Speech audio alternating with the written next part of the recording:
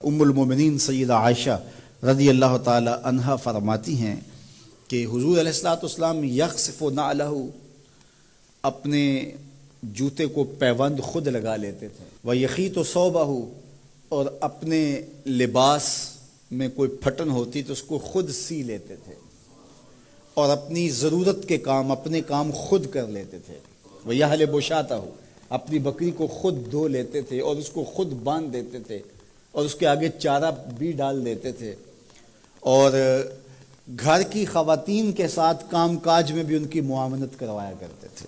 جو کام مردوں کے کرنے کے ہوتے ہیں تو حضور علیہ الصلوۃ والسلام مردانہ شان کے ساتھ وہ کام کرتے اور ازواج کے ساتھ جو ہے وہ ہاتھ بٹاتے۔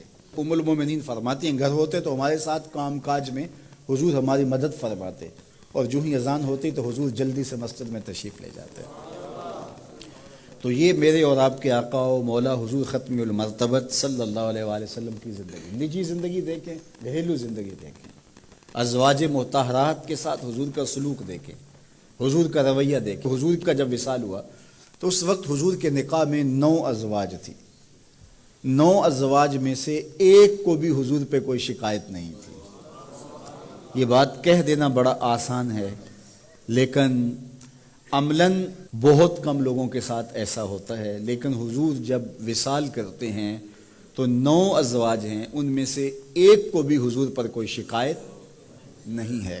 حضور علیہ الصلوۃ والسلام جب گھر آتے تھے تو خواتین کے مزاج کے مطابق ان کی دلجوئی کے لیے حضور گفتگو فرماتے، اور جب باہر جاتے تو جو صفہ کے چبوترے کے اوپر بیٹھ کے حضور کا انتظار کر رہے ہوتے تو ان کے سامنے علمی منہ شگافیاں اور علمی باتیں ان کے سامنے رکھتے، ان کی ضرورت کو پورا کرتے، اور مسجد سے باہر نکلتے تو آگے بچے کھیل رہے ہوتے تو حضور علیہ الصلوۃ والسلام یوں بیٹھ جاتے اور بچوں کو کہتے کہ یوں قطار میں کھڑے ہو جاؤ اور دوڑ کے آ کے میرے سینے لگو، جو سب سے پہلے لگے گا اس کو میں یہ انعام دوں گا۔ تو بچے دوڑ کے آ کے حضور سے لپٹتے، کوئی سینے سے لپٹ جاتا، کوئی کندھوں سے لپٹ جاتا، اور آقا کریم ان سے شفقت فرماتے۔ تو بچوں کے ساتھ حضور علیہ السلام کا رویہ یہ خوبصورت، بچوں کو سلام کرنے میں پہل کرتے۔ تو یہ میرے حضور کا دیا ہوا نظام ہے۔ یا کل مع خادم، حضور نوکر کے ساتھ کھانا کھانے بیٹھ جاتے تھے۔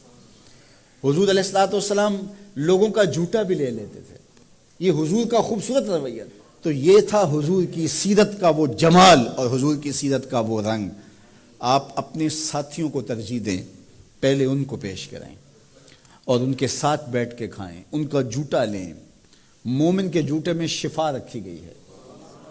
تو یہ مسئلہ اوروں کے لیے نہیں ہے کہ پیر صاحب کے جوٹے میں شفا ہے، مرید صاحب کے جوٹے میں بھی شفا ہے۔ جب مومن ہے، جب کلمہ حضور کا وہ بھی پڑھتا ہے تو اس کے جوٹے میں بھی شفا ہے، چاہے وہ مزدور ہے چاہے وہ غریب ہے، لیکن اس کے جوٹے میں بھی شفا رکھی گئی ہے۔ تو جب سور المومن، مومن کے جوٹے میں شفا ہے تو وہ مومن جہاں بھی ہوگا، جہاں بھی ایمان پایا جائے گا، اس کے جوٹے کے اندر شفا ہوگی۔ تو حضور نے 71 آدمیوں کا جوٹا لیا، کونین کا سردار ہو کے، اللہ اکبر، عرشوں کا راہی ہو کے، نبیوں کا سردار ہو کے، شہنشاہوں کا شہنشاہ ہو کے 71 آدمیوں کا جوٹا لے رہے ہیں۔ تو یہ حضور کی سیرت کے رنگ ہیں۔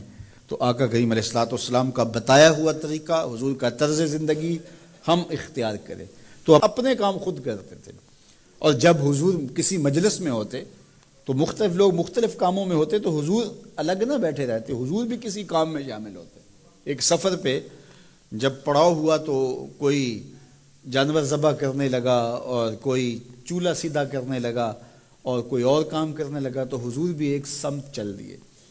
تو لوگوں نے کہا حضرت آپ کدھر جا رہے ہیں؟ فرمایا علیہ جمع الحطب، میں لکڑیاں اکٹھی کر کے لاتا ہوں۔ تو عرض کی حضور ہم کس لیے، ہم نوکر ہیں آپ کے۔